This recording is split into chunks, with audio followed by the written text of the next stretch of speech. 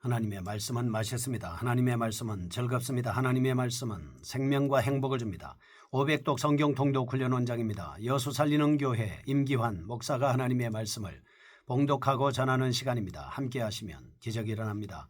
알람을 설정하시고 들으시면 좋겠습니다. 본 방송은 유튜브에서 성경 통독 임기환 검색하시고 구독하시면 계속되는 하나님의 말씀 업데이트를 통해서 은혜 받으실 수 있습니다. 오늘은 시편 115편을 봉독하고 말씀을 전하겠습니다. 시편 115편. 여호와여, 영광을 우리에게 돌리지 마옵소서. 우리에게 돌리지 마옵소서. 오직 주는 인자하시고 진실하심으로 주의 이름에만 영광을 돌리소서. 어찌하여 뭇 나라가 그들의 하나님이 이제 어디 있느냐 말하게 하리이까. 오직 우리 하나님은 하늘에 계셔서 원하시는 모든 것을 행하셨나이다. 그들의 우상들은 은과 금이요 사람이 손으로 만든 것이라. 입이 있어도 말하지 못하며 눈이 있어도 보지 못하며 귀가 있어도 듣지 못하며 코가 있어도 냄새 맡지 못하며 손이 있어도 만지지 못하며 발이 있어도 걷지 못하며 목구멍이 있어도 작은 소리조차 내지 못하느니라. 우상들을 만드는 자들과 그것을 의지하는 자들이 다 그와 같으리로다. 이스라엘아, 여호와를 의지하라. 그는 너희의 도움이시오 너희의 방패시로다. 아론의 집이여, 여호와를 의지하라. 그는 너희의 도움이시오 너희의 방패시로다. 여호와를 경외하는 자들아, 너희는 여호와를 의지하여라. 그는 너희의 도움이시오 너희의 방패시로다. 여호와께서 우리를 생각하사 복을 주시되 이스라엘 집에도 복을 주시고 아론의 집에도 복을 주시며 높은 사람이나 낮은 사람을 막론하고 여호와를 경외하는 자들에게 복을 주시리로다. 여호와께서 너희를 곧 너희와 너희의 자손을 더욱 번창하게 하시기를 원하노라. 너희는 천지를 지으신 여호와께 복을 받는 자로다. 하늘은 여호와의 하늘이라도 땅은 사람에게 주셨도다. 죽은 자들은 여호와를 찬양하지 못하나니 적막한 데로 내려가는 자들은 아무도 찬양하지 못하리로다. 우리는 이제부터 영원까지 여호와를 송축하리로다. 할렐루야. 아멘. 시편 115편입니다. 하나님의 영광과 찬송입니다. 본시는 이방 원수들의 위협을 받는 극한 상황에서도 오직 하나님께만 영광을 돌리는 찬양시입니다. 시인은 여기서 악의 세력들이 교만하고 위협적으로 행동할지라도 결코 두려워하지 말고 하나님을 높이도록 요청하고 있습니다. 본시의 역사적 상황에 대해서도 어떤 학자는 히스기야 왕 때 하나님의 권능으로 아수르 군대들을 물리친 사실에 대해 감사하고 찬미하는 시라고 주장하지만 확실하지는 않습니다. 다만 이스라엘이 어떤 커다란 위기에 직면해 있을 때 하나님께 부르짖음으로 구원을 받은 후 저술되었음은 분명한 사실입니다.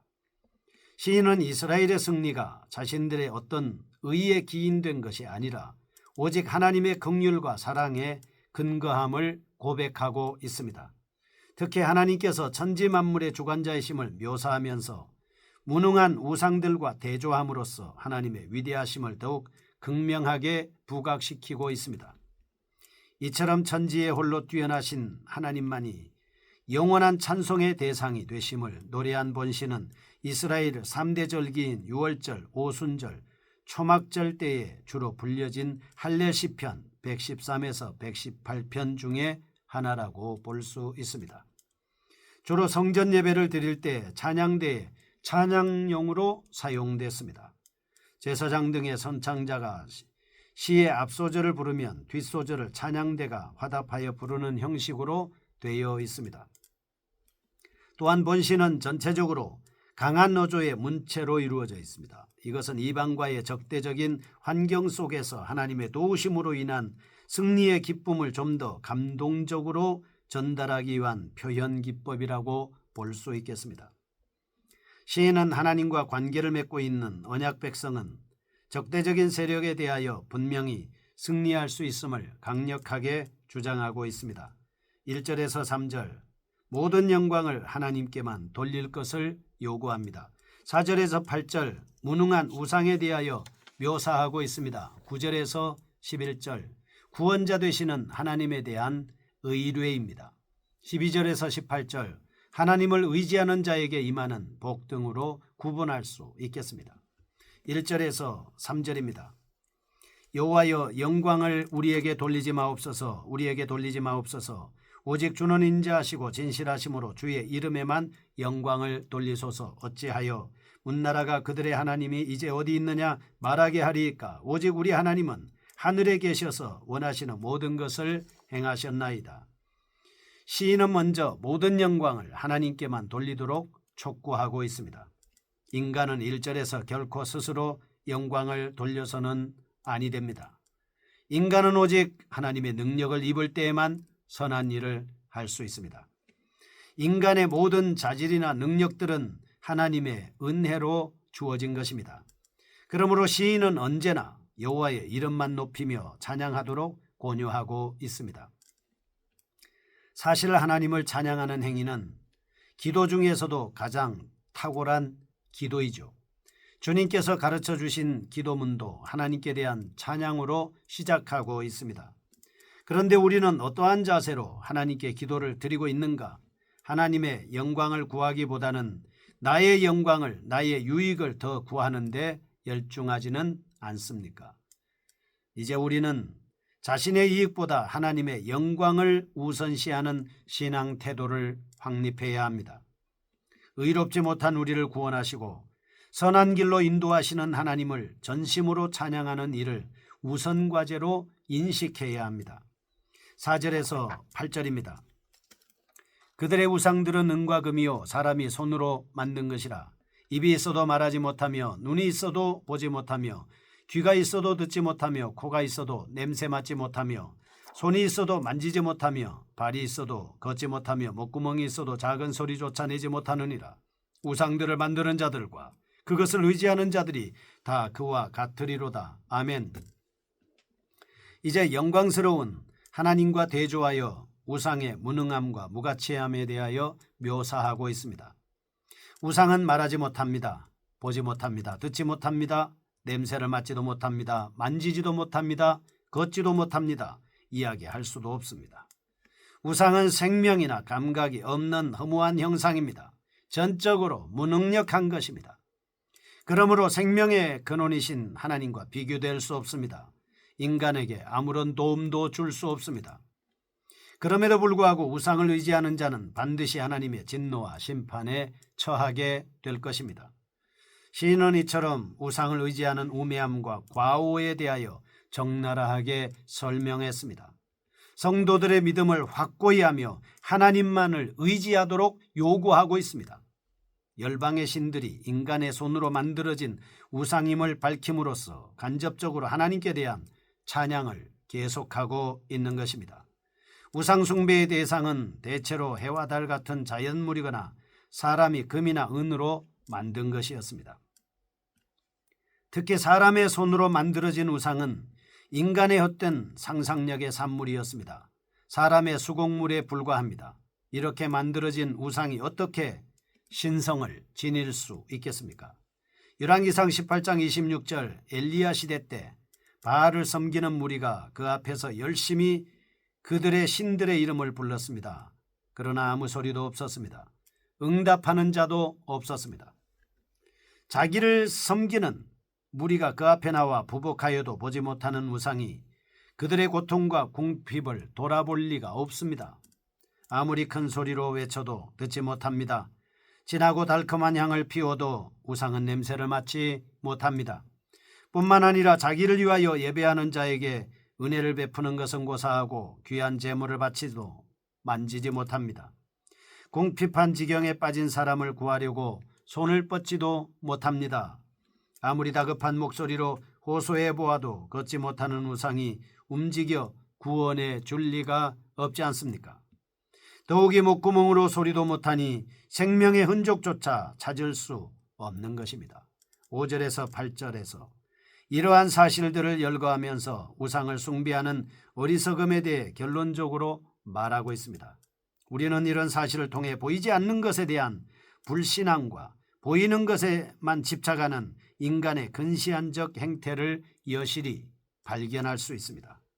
9절에서 11절 다시 한번 하나님의 말을 믿고 의지하며 절대로 흔들리지 말도록 권고하고 있습니다. 4절에서 8절까지 우상의 특성들을 나열하면서 생명이 없는 우상을 섬기는 무리들의 어리석음과 영원히 살아계신 하나님만 섬기는 지혜로움을 극명하게 대조시켰습니다. 이제는 제사장과 백성의 교차 형식으로 하나님만이 유일한 도움이시오 방패이시라고 역설하고 있습니다.